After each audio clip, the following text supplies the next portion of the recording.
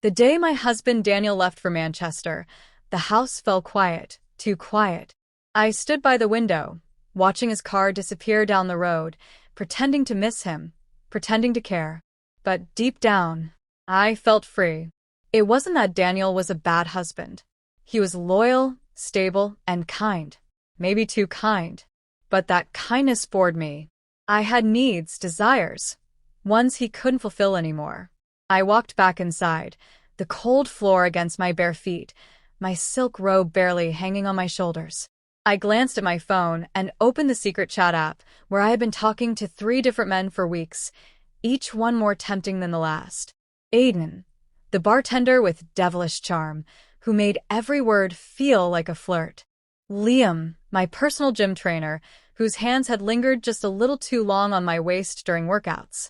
Jay, my college ex who knew every curve of me like the back of his hand. I messaged them all. He's gone. Come tonight. All of you. No hesitation. They all agreed. The sun set, and I transformed the living room into a romantic dream. Dim lighting, scented candles, a bottle of wine breathing on the table, and I, in a deep red silk dress that clung to my curves and showed just enough to make a man forget his name. When the doorbell rang, my heart skipped.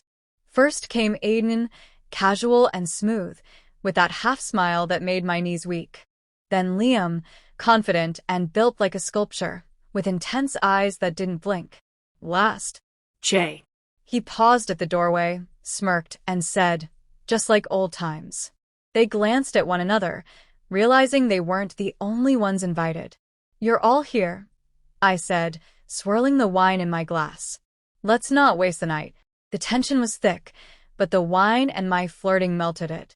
Slowly, barriers dropped, and so did the conversations. Hands touched hips.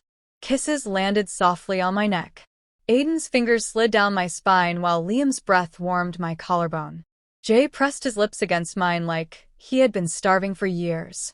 My heart pounded louder than the music. We were entangled. On the couch, against the wall, on the soft rug near the fireplace. Their lips were everywhere. Their hands explored every inch of my body like it was a treasure they had been waiting to unlock.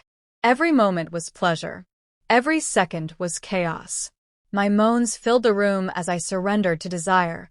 Raw, hungry, wild. Their touches, their kisses, one after another, left me breathless, speechless, shaking. The candlelight flickered against the walls as my body trembled in ways it never had before. It wasn't just passion. It was madness. And I was drowning in it. By the time morning light broke through the curtains, I lay there, unable to move. My body ached in the deepest ways. Every muscle, every joint, throbbed. I tried to stand but collapsed. I had pushed myself beyond limits.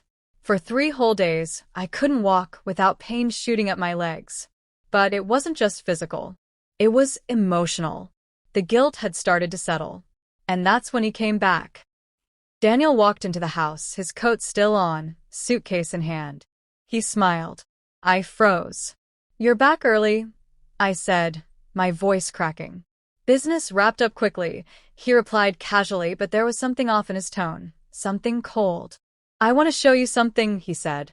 He turned on the TV, plugged in a USB stick, and hit play. What I saw shattered me. Our front door. Security camera footage. Aiden arriving. Then Liam. Then Jay. Each one entering my home. Our home. Me opening the door in that red dress. Me smiling, welcoming them. Me betraying him. My heart dropped to my stomach.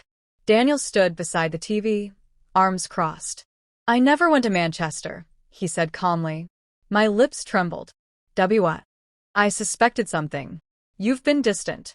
Secretive. Cold. So, I decided to test you. I couldn't breathe. I hired all 3 of them. Actors. They're not real lovers. Not bartenders. Not trainers. Not your ex. I collapsed onto the couch, tears falling. You knew. I whispered. I watched everything, he replied. Live. My body turned cold. Numb. I didn't believe it at first. But when you smiled at them, the way you kissed them, like you forgot I existed, I grabbed his hand, begging. Please, it was a mistake. I didn't mean to. He leaned in, Kissed me softly. Just once. Then pulled away and whispered, "That was the last time I'll ever kiss you." And then he left. Now the house is darker than ever. The red dress still hangs on the back of the bedroom door, like a ghost of that night. I can walk again now, but every step feels heavier. Because the real pain wasn't in my legs. It was in my heart. I lost the only man who truly loved me, not because of fate or accident, but because of my choice. One night of madness. 3 men I never truly cared for. And a husband I'll never get back. That night didn't just break my body. It shattered my soul.